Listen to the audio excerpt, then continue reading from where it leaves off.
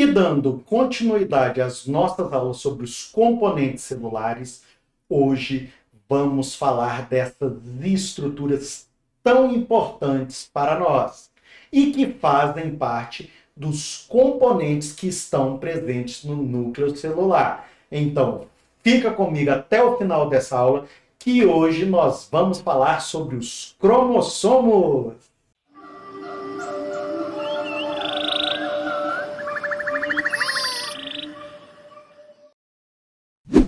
Olá, querido aluno, querida aluna do canal Biologia e Tal. Sejam bem-vindos a mais uma videoaula. E hoje vamos dar continuidade à nossa matéria sobre os componentes do núcleo celular. Hoje falaremos especificamente sobre os cromossomos, por ser uma região tão importante e tão cheia de detalhes e que pode ser cobrado de vocês em provas de vestibulares e também no Enem. Então, fica atento aqui à aula e bora começar. É o seguinte, cromossomo. Cada cromossomo é formado por uma única e longa molécula de DNA. Falamos isso na aula passada. Essa única molécula de DNA, ela vai criando um emaranhado ali, formando aquela estrutura que nós aí vemos em desenhos, em imagens, sempre representando os cromossomos, certo? E é o seguinte, na espessura dos cromossomos vão existir algumas regiões de estreitamento, denominadas constrições cromossômicas, ok? Essas constrições vão ser aquelas regiões que nós falamos anteriormente, né? Da heterocromatina, que já se encontravam levemente espiraladas na intérfase e que permaneceram praticamente inalteradas durante a divisão celular. Então, não confunda, não é da eucromatina, é da heterocromatina. Beleza? Até aqui? Então, vamos lá. Olha só, convencionou-se chamar de constrição primária ou centrômero aquela que, durante a divisão celular, se liga ao cinetócoro. Professor, que é isso? Que nome estranho é esse? Vou te explicar. O cinetócoro é um corpúsculo discoide de natureza proteica originário do núcleo celular, onde se prendem microtúbulos do fuso de divisão. Agora vocês entenderam a importância? Então, olha só nessa imagem aqui. Percebam que tem duas regiões ali que são como se fossem placas, né, em vermelho. E ali, aqueles microtúbulos estão se conectando para acontecer, então, a divisão celular.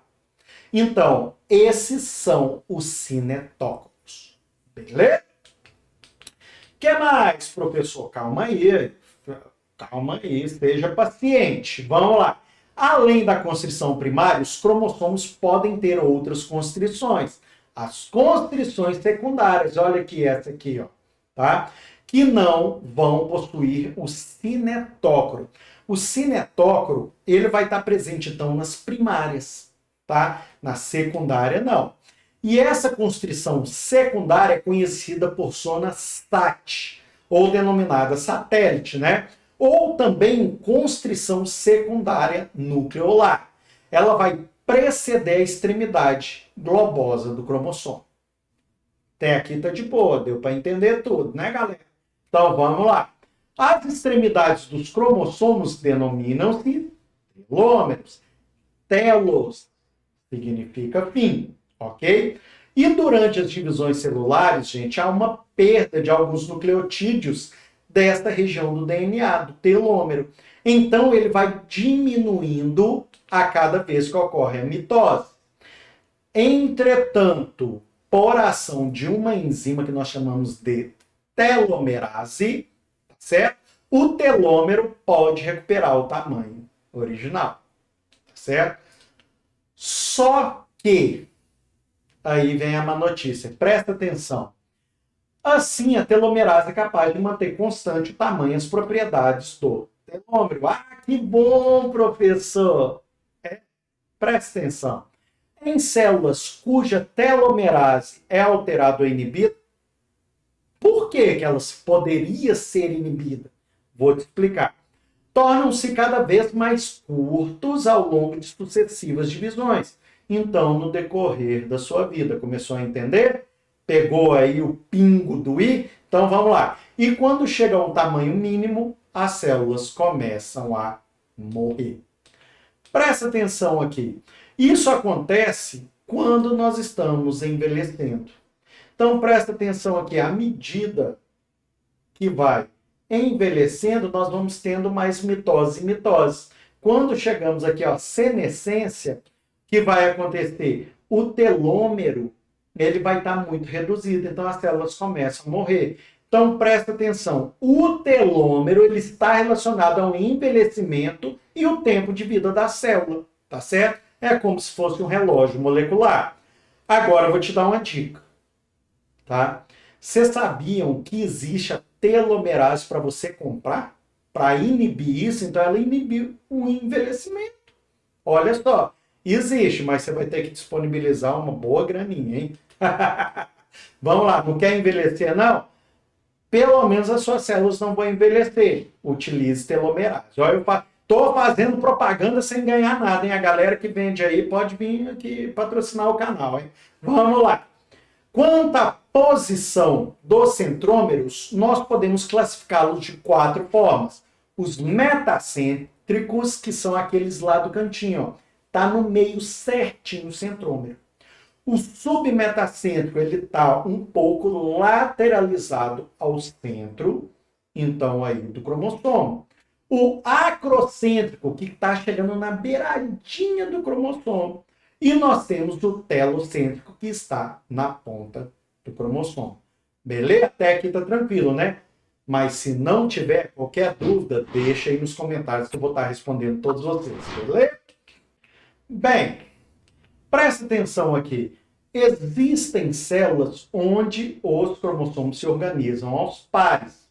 Presta atenção nisso aqui. Nós temos os gametas, sabemos que eles são N, ou seja, eles são haploides. E temos as células diploides, onde nós vamos ter 2N. Presta atenção nisso aqui que eu vou falar, hein, gente? Muito importante. Não confundam.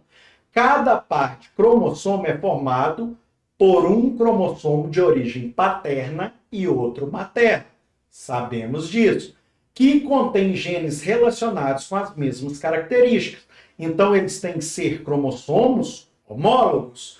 Presta atenção, nós temos genes homólogos. O Azão, lá do gameta masculino, ele vai ser homólogo ao Azinho do gameta feminino aqui. O Bzão vai ser homólogo ao Bzinho e o Czão vai ser homólogo ao Czinho. Ou seja, o dominante e o recessivo. Tranquilo? Se você não entende esses termos, gente, tem uma playlist aqui de genética completaça. Desde o código genético e tudo que você pode pensar do ensino médio sobre genética. Então, não perde tempo não, depois assiste essa playlist e você tem dificuldade de genética, hein? Você vai entender todos esses termos que eu acabei de falar, caso você ainda tenha dificuldade, tranquilo? Vamos lá. Esses cromossomos são chamados de cromossomos homólogos. Eles contêm os genes que possuem as mesmas características uns dos outros. Tranquilo? Então vamos lá. Presta atenção aqui. As células que possuem pares de cromossomos homólogos são chamadas de diploides. Já dei o spoiler anteriormente. As que não possuem pares de cromossomos homólogos são ditas células haploides, ou N. Então, gameta N e zigoto 2N. Agora, presta atenção nisso aqui que eu vou falar para vocês não levarem chumbo nas pegadinhas que curtem cair em provas de vestibular e no Enem.